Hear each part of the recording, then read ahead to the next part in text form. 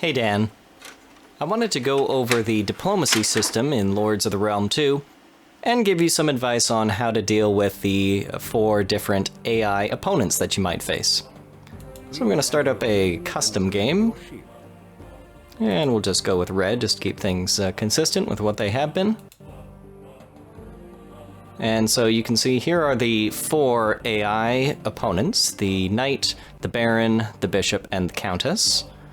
And one other thing we're going to do is we're going to turn advanced farming on, just so I can show you that briefly. And of course you can always change things here in the custom game, how many nobles you want to be fighting against, what your starting crowns are going to be, as well as how many weapons you start with, and whether or not you start with the castle and what kind, and also what map you want to go on. So you can see there are quite a few different ones here. But we're going to start in England. There we go. Nice and classic. So the game will load up. We'll just ignore those little notices there. Very good. Now the first thing is, I said that I wanted to show you advanced farming. So as you can see, we don't have any grain to start with. So we'll need to wait until a merchant comes by so we can purchase some. But in the meantime, what we can do is just right-click on our fields, or left-click, I should say. And you'll see there's something new here. It says, presently being rested, the more fallow land in a county, the higher its fertility for growing wheat. So basically what ends up happening is if you devote all of your land to one type of food, whether that's cattle or wheat, eventually the land will degrade and your yields will go down. So the amount of wheat that you can grow will decrease, and the amount of cattle that you can keep on the land will decrease as well. So instead, what you need to do is rotate between having your fields fallow, or growing wheat, or raising cattle. And that's all that advanced farming means. Now, going into the diplomacy section, we're going to click down here on the bottom right, this little scroll, and that's your messenger, essentially. And here you can select each of the other nobles vying for the crown. And you have a choice. You can dispatch a gift, send a compliment, send an insult, or offer an alliance. And you know what? Let's do one for each. So the Knight, let's send him a compliment. It has, you know, something written here already, but you can always erase that and type in whatever you like, but we'll send a compliment off to the Knight. Go back in, and for the Baron, let's send an insult. How about that? Oh, you are ugly, and your mother dresses you funny. Unfortunately, that is what it considers to be a grievous insult. And as for the Bishop, let's just see what happens if we immediately offer an alliance. And lastly, for the Countess, why not dispatch a gift? So we can send a little bit of money her way. Very good. And those will travel as the turn ends and come back to us. Now, you can think of the 4 nobles as being in sort of 2 distinct pairs, and we'll see what their responses are now that the turn has ended. A message from the Knight.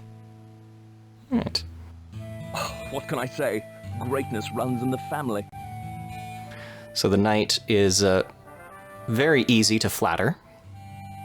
A message from the Baron. Your insults are hurtful, my friend, but they hurt less than my steel, I'll wager. And the Baron can be a formidable opponent.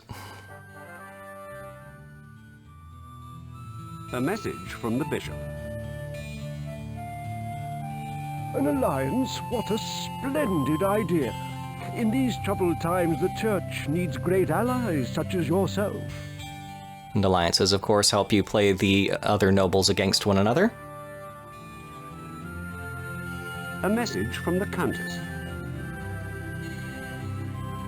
I appreciate your desire to gain favor at our court, but please don't think we will be fooled so easily by your paltry gift of crowns.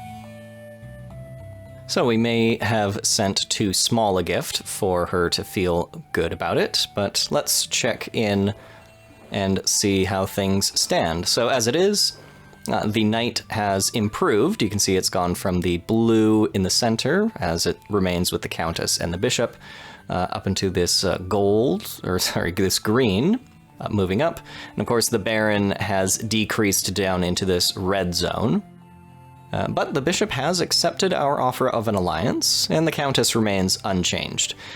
Now, briefly discussing the nobles, I'd say that the knight is young, aggressive, and easy to manipulate. So complementing him and then getting him into an alliance and getting him to attack your enemies on your behalf is usually pretty good.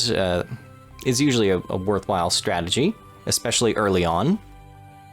Now, he doesn't tend to defend his lands with big castles, but instead he forms large armies that are decently well equipped and will send them out into neighboring counties. Now, the bishop, on the other hand, will usually defend his lands by building very large and expensive castles. He will tend to tax and starve his population in order to help pay for them. So if you have the chance, I'd say sometimes if you leave the bishop to his own devices, he will essentially reach a point where he cannot take anything more from his population, and, you know, he's sort of easy to surround and sort of starve out in that way. Now, meanwhile, the baron is a very good tactician, usually raises armies that are well composed and defends his lands very well, but he is slow to act and slow to sort of move out from his starting positions. So he's a very conservative player. The countess, on the other hand, is much more interested in expanding her territory, though sometimes that means that she will overextend herself and become vulnerable.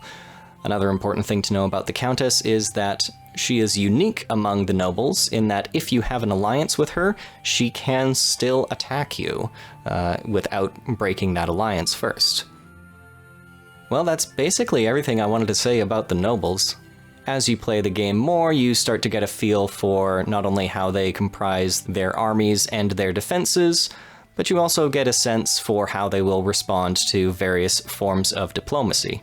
Whereas both the knight and the bishop are eager to form alliances and can be fooled or bribed into doing things for you, the baron and the countess are a bit more reserved. The countess herself is programmed to be rather duplicitous, and the baron is extremely defensive of his lands. All right, Dan, thanks for watching. That's pretty much everything you needed to know in order to play, though I will go over one more thing next time, and that is the specific layout of the different defensive structures that you can have. Alright, Dan, thanks for watching. I'll talk to you later.